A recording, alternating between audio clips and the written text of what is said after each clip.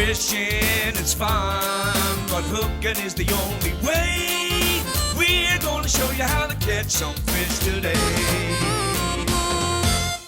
This report's for September 21st.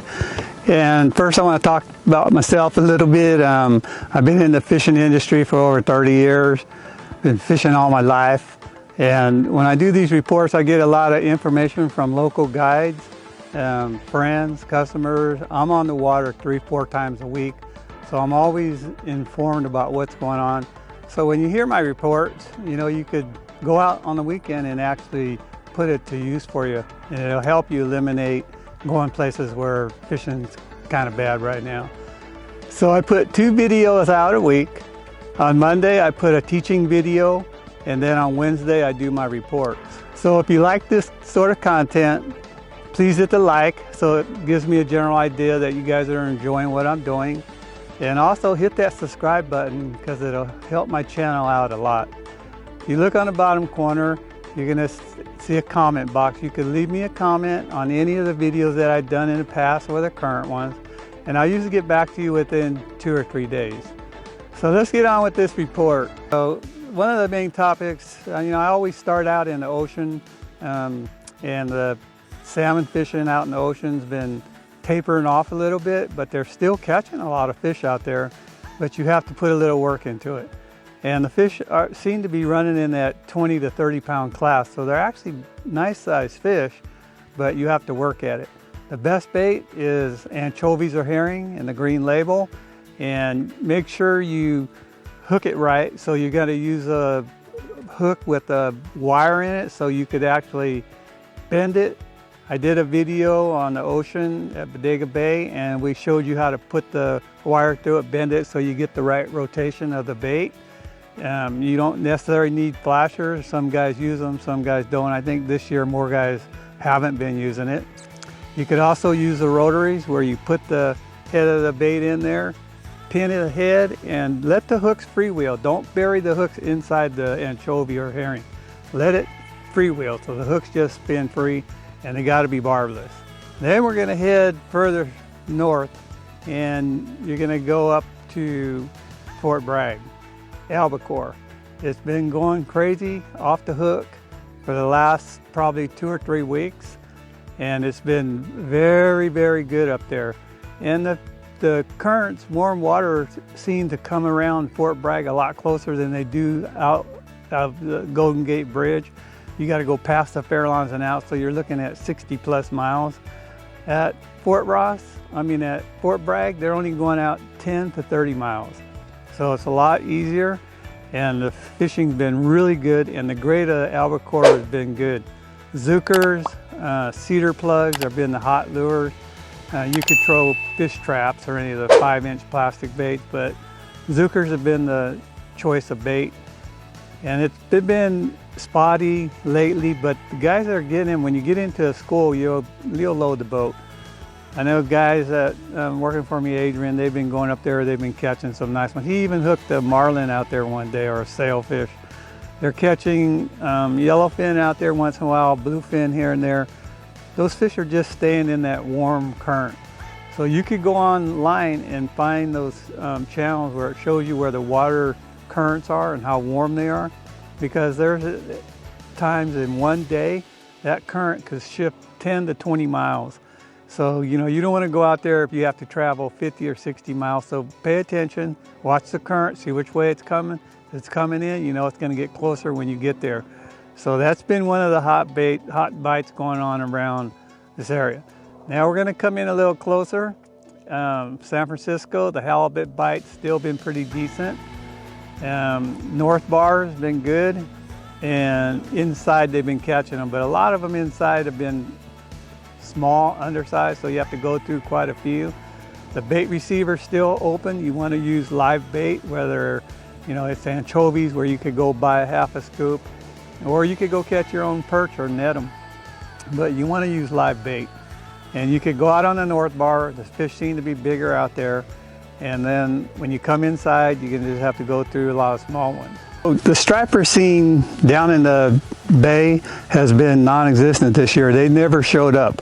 And I was wondering if it was a red tide that, you know, we haven't heard a whole lot about, but there was rumors that guys were finding dead fish in the bay. But most of that's cleared out by now. But a lot of them stripers, I think they stayed between Carquinez and Rio Vista. A lot of guys I know were trolling out there with the Ozuris, the deep divers that run about 15 to 20 feet. They set them back about 80 feet behind the boat, trolling with the current. Remember, always go with the current. And they were loading the boat. They were having 30 fish days and they were getting them up to 15 pounds. So all them fish that normally would have made it to the bay, I don't think they made it down that far. So they're still in that delta area between Carquinez and Rio Vista. When the tide comes up higher, the fish move shallower. So they move up on them flats. So they take it and they go to a 3/4 ounce rattle trap and they let it out about 100 feet behind the boat, and they put the boat in anywhere from 3 to 6 feet of water and go with the current and go like a bat out of hell. And they're catching a lot of fish doing that type of fishing. The guys that want to go out there and cast, you could throw your 5-inch swim baits in pearl with a 1/2 ounce jig head and throw them. And I usually put the boat in 5 to 7 feet and cast and then reel it back. But you could also throw rip baits, you could throw S-wavers, you could throw top water. There's a lot of different ways. When them fish are up there shallow feeding, you could basically catch them on any of the lures I just told you about. So then we're gonna come in a little further. And as you guys know, we had one of the best salmon years out in the ocean in the last 30 years. There were so many fish out there, it was unbelievable. Where'd they go? So they enter through the bay and they come up, but the water temperatures have been in the high 70s, which a lot of them fish, they came up opening day and back in July. There was a huge school that made it to the confluence of the American River. And there was the first opening day, or 20 boats that are diehards that go every year just because they want to go out and they can't wait. Well, they all limited out. They slaughtered them. There was such a big, massive school that came in. And Denise and I went on the following Monday and hooked 4 that day and landed a couple. But there was a lot of fish in there. And they stayed there for probably about maybe 2 weeks, and then they made their way on up to Sacramento. So now we're thinking, you know, where are the rest of all them fish?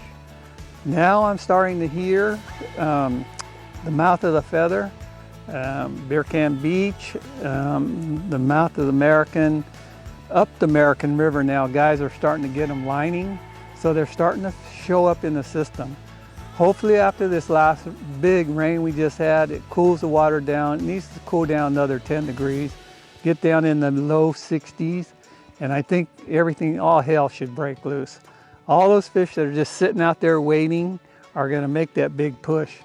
It rained hard at my house. It dumped for like almost an hour, and the streets were all flooded and everything. So hopefully that water cools down and gives those fish a chance to come up. But they are catching them lining in the American, you know, with the bead. Remember, you can only use a 6-foot leader now. You can't use no long leader. So that's been good. And up at the mouth of the Feather, they dropped it 2 weeks ago. The water was running at 3,500, and you could take a boat up and they were catching a lot of them jigging up there at Beer Can. Well, now it's down to 21. I heard 18 the other day. So the island, the sandbars are showing at the mouth. So guys were parking their boat, getting out and flossing. Because what happens when the sandbars start showing, there's just these little aisles that go up on the right and on the left. So the fish have no choice. They go up on those, and it's not very wide, so they're just throwing beads and they're lining them. And they're catching a lot. I saw a picture with these 5 guys that had 10 fish laid out on the beach. And they're all chromers. That's one of the things, the fish that are caught in American and the Feather right now are chrome fish.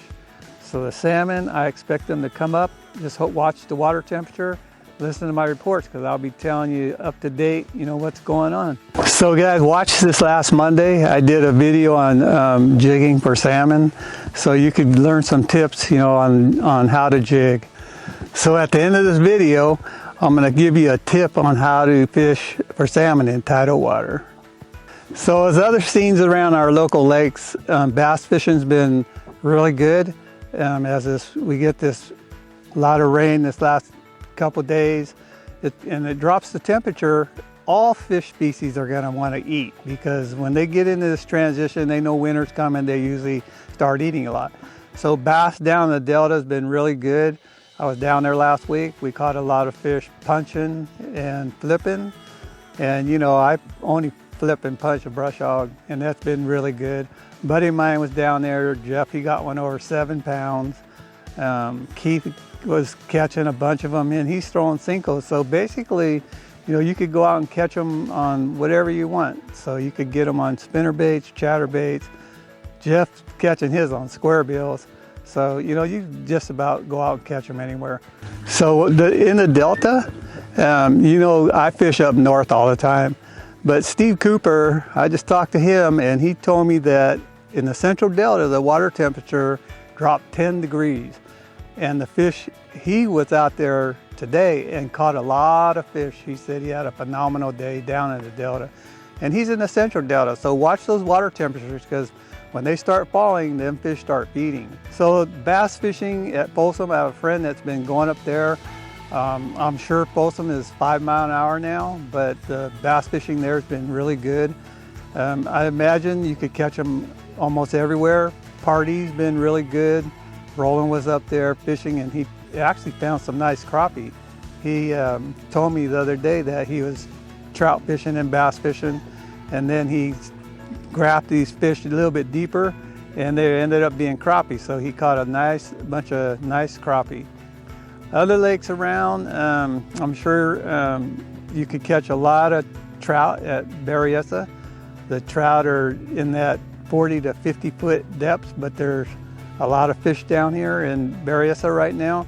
But imagine you could go and catch trout anywhere, and they're probably going to be in that 30 to 50 feet of water. Any other things like kokanee, it's pretty much done. Buller's Bar, if you wanted to go catch some more, I would probably go to Buller's, but I heard everywhere that they're already turning red. The males are hooked, you know, they're real slimy, they got no scales. So I just leave them alone and go catch something else, go trout fishing or something, and leave the kokanee till next year. So guys, I'm up here at Berryessa today, and you know, we're out here. I wanted to do a video on spooning for bass, and first thing I do when I get up here is I turn my meters on and I try to find where the bait fish are. So all the bait seem to be in that surface 10 feet down to 35, 40 feet. So the first break I put up onto, you know, I was grafting it, saw a bunch of fish, stopped, put the live target on. You could actually see the bass swimming around. You see on the 2D, I saw a lot, because normally when I'm fishing in over 30 feet of water, I'll use my 2D. So it pinpoints the fish a little bit better because it's a narrower cone. And we just stroked them. We put a hitting on them fish, throwing spoons, and a lot of them we were casting it out. You could get them vertical. If you saw them on the graph, you can catch them on vertical. So the fishing is going to be good everywhere since, you know, we're starting to get this fall weather in.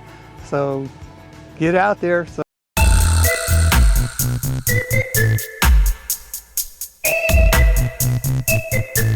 So for my tackle tip for this week, it's going to be for salmon fishing in tidal waters.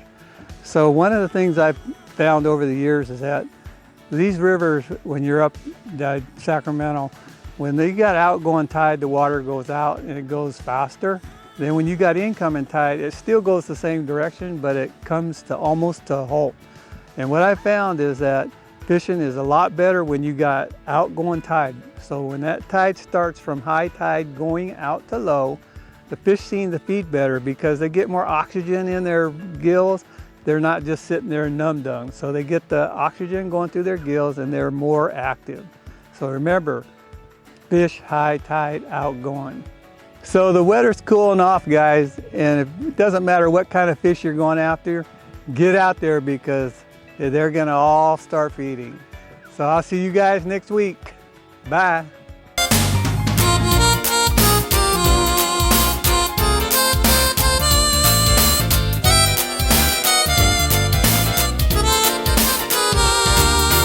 Fishing is fun, but hooking is the only way. We're gonna show you how to catch some fish today.